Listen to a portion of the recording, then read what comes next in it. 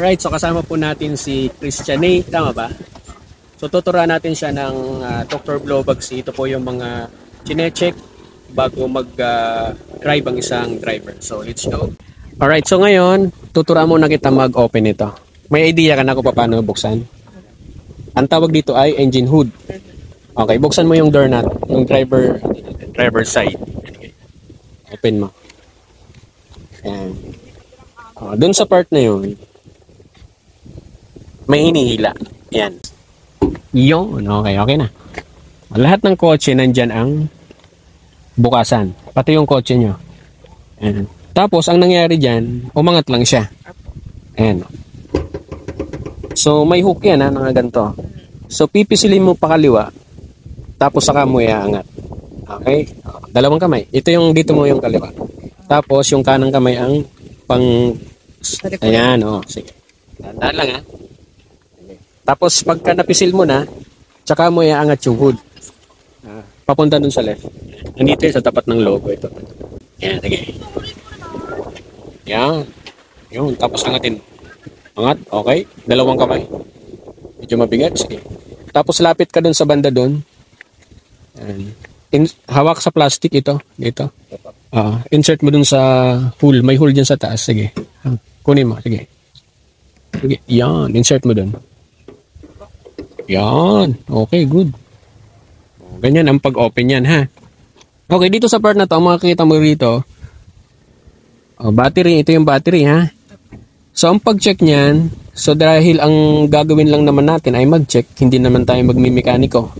Ha? Isiguraduhin mo lang na mahigpit yung mga cable. Ayan, naka-thread lang yan. Ayan. Ayan, ito yung positive, ito yung negative. Try mong galawin. Ayan. Hindi naman yan mainit. So, nakatight. Ganon din yung positive. Yan. Takip lang naman yan. Ito lang yan. Okay? Basta siguraduhin mo mahigpit yung mga cable. Kasi pagka maluwag siya, kahit anong pindot mo dun sa ignition or kahit anong susi mo, hindi yan naandar. Next natin ay yung ating brakes. Eto. Yan. Alisin mo yung takip. Yan. Okay. Ganda. Yun. Okay. Okay, check mo. Tignan mo. Anong nandyan? Okay, oil. So, yan ang tawag dyan ay brake fluid. Yan naman ang nagpapagana ng ating brake pedal. Di ba ginagamit natin yung brake pedal sa pagbabagal at sa pagtigil? So, pag walang brake fluid, hindi mangyayari yun. So, yun yung mga nababalitaan natin na sinasabi ng driver na nawalan siya ng preno, yun pala ay wala ng brake fluid. Kaya kailangan chinecheck yan, ha? Katulad yan. So, yan yung tamang level niyan. Dapat nandito siya naka-level. Hindi siya pinapaapaw, ha? Ngayon, kung manotice mo man na medyo nagbawas ng konti, kung sumundagdagan, pupunta ka lang ng auto supply, bibili ka ng brake fluid, dapat may level na ito. May makikita ka niyan sa takip, ha? Ayan, kita mo siya. DOT3. Ganyan ang bibili mong brake fluid. Kahit anong brand, basta't may level na ganito. Mahalaga to, ha. Yung ating brakes. Tapos, nandito naman yung ating coolant. Okay. So, sabi ko sa'yo kanina, ito ay ginagawa before driving. Kasi pag mainit yung engine, katulad nito, unsafe yan. Kita mo siya may warning. So, pag binuksan mo kasi yan, sisirat yung tubig na mainit, baka tamaan ka lang.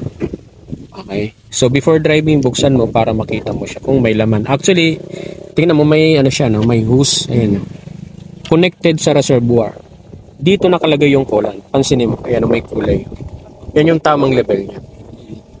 Pag naubos yung coolant na yan, pwedeng mag-overheat yung makina mo. So, masisira siya. Kaya before driving, dapat chinecheck, ha? Okay. So, next natin, ito naman. Ang tawag dito ay, tanda mo sa seminar, yung nag-TDC ka? Dipstick. So, try mo ngayon na hilahin siya. Sige, hilahin mo siya. Sige. Hila, pataas, hugot. Yun. Dali mo dito. Dito mo dalhin. Yan. May nakikita ka. Butas, tuldok, parang dot. Ilan? Dalawa. Okay. Dun sa paghila mo niyan, dapat dito mo makikita yung level niyan. Ayan, yung bakat nung langis. Okay? Kasi pagka nandito na siya sa pinakambaba, ibig sabihin yan, hindi na sapat yung engine oil na nandun sa makina. Baka naglilik, baka may tagas. So, kailangan chinecheck din yan na. Okay, sige, insert mo na doon. Yun. Sige, sige. Okay lang yan, sige. Yan. O, para matuto ka mag-check. O, yun lang ang mga chinecheck sa part na yan. Okay, dagdag ko na to. Ito yung ating reservoir ng ng wiper. Kasi may tubig yan no? Yan, para malinisan. O, yun. O, yun lang mga chinecheck dyan. Basta ito yung mga chinecheck na mahalaga. Okay? O, sa labas naman ng kotse, yung headlight. Doon, dalawa, pati sa likod. Okay, bukod doon, yung ating gulong. Okay. May idea ka na dyan sa tires natin? Kung ano yung mga chinecheck? Based dun sa, naalala mo nung nag-seminar tayo. Ano yung mga... PSI? Ayos tandang-tanda mo pa. Oo, tama yun. Yun yung hangin. O yan, lapit ka dun sa gulong. Sige, lapit ka. Para matuto ka mag-check. Dito sa part na to ng gulong, may makikita ka dyang para naka-emboss. Kaya lang madumi, no? Punta ka dito tayo dito sa side. Dito mo makikita ang tamang hangin yan. Yung PSI. Ayan. Kita mo yung sticker? Apo. Sige, check mo. Pag may nakita kang tire pressure. Meron ba? Apo.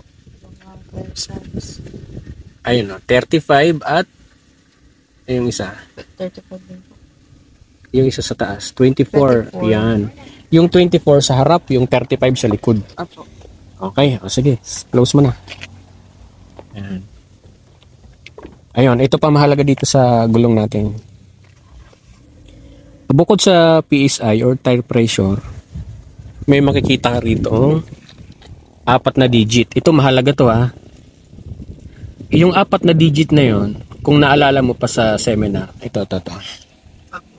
Yan. Alam mo tawag dito?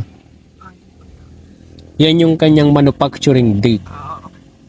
Yung 32, yan yung weeks sa taong 2024. Ibig sabihin, doon siya nagawa. Ngayon, ang lifespan ng gulong ay umaabot lang ng 5 to 6 years. O sa tingin mo, kailan mag-i-expire yung gulong natin? Yan, oo. So, hindi ka lang mag-base dun sa mga thread niya. Baka mamaya, iniisip mo, makapal pa. Apo. Yun pala, expire na. O, maraming beses na sumabog yung mga gulong dahil expire. So, wag tayo mag-base dun sa thickness niya or dun sa kumakapal pa ba or pudpud na siya. Kailangan chinecheck mo din yan. At isa pa, ito pa tip. Kung bibili ka ng gulong, i-check mo yung kanyang manufacturing date. Baka mamaya, ang maibigay sa'yo, 1 taon na lang kanyang lifespan, di ba? Yan. So, kailangan chinecheck mo yan. Okay? O, sige, ngayon, pag sara, close mo aga naman na yung susi. Para, yan. Medyo tulak mo lang ng konti. Yan. Then, lagay mo dun sa clip. Okay, so wag mo ibabagsak Medyo baba lang ng konti. Okay. And, okay. Yun. Wag mong didiinan dito. Magkakaroon ng dents. Yun. Basta tumunog na siya. Naka-close na yun. Hindi siya dinidiinan ng sobrang bigat. Okay, sige, pasok ka na dun sa Okay. Then, start mo